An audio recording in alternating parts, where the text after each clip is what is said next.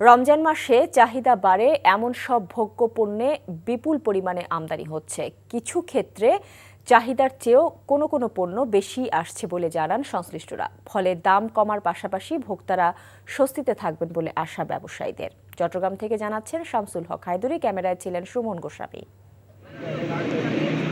রমজান মাসে চাহিদা বাড়ে এমন সব পণ্যের বেশিরভাগ আমদানি হয় চট্টগ্রাম বন্দরের মাধ্যমে।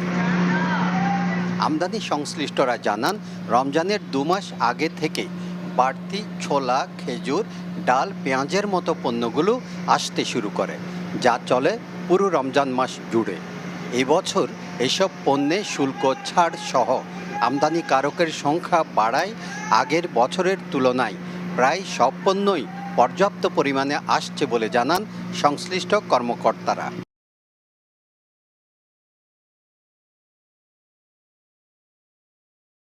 আমাদের রমজান উপলক্ষে সামনে যে আমাদের আমদানির যে ধারাবাহিকতা সেটা স্বাভাবিক আছে, এবং আমাদের আমদানির যে পারমিশন আমাদের গভর্নমেন্ট থেকে, আমাদের অথরিটি থেকে, সেটা কিন্তু আমাদের পর্যাপ্ত পরিমাণে দেওয়া আছে। ছোলা সাধারণত অস্ট্রেলিয়া, কানাডা, রাশিয়া, ইউক্রেন এই সমস্ত দেশ থেকে পণ্যগুলো আসে এবং আমরা সেগুলো পরীক্ষা নিরীক্ষা করছি, এবং পরীক্ষা নিরীক্ষা করে এটা গুণগত মান আমরা নিশ্চিত হয়েই কিন্তু আমরা এই ছাড়পত্র ইস্যু করছি।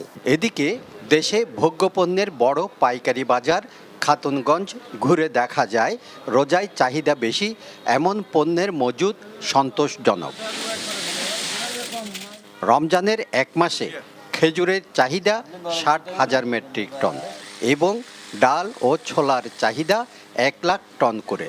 পর্যাপ্ত পরিমাণে আমদানি অব্যাহত থাকায় ইতিমধ্যেই এসব পণ্যের দাম কমতে শুরু করেছে বলে জানান ব্যবসায়ীরা।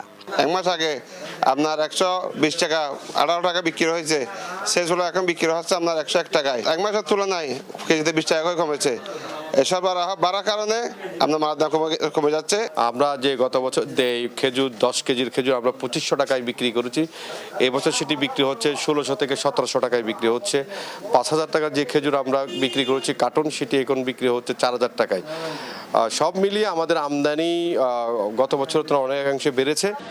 রমজানকে সামনে রেখে চলমান পণ্য আমদানি যাতে ব্যাহত না হয় এবং খুচরা ব্যবসায়ীরা যেন অযৌক্তিক দাম বাড়াতে না পারে, সেদিকে সরকারের নজর রাখার আহ্বান ভোক্তা সাধারণের। শামসুল হক হায়দরি, NTV নিউজ, চট্টগ্রাম।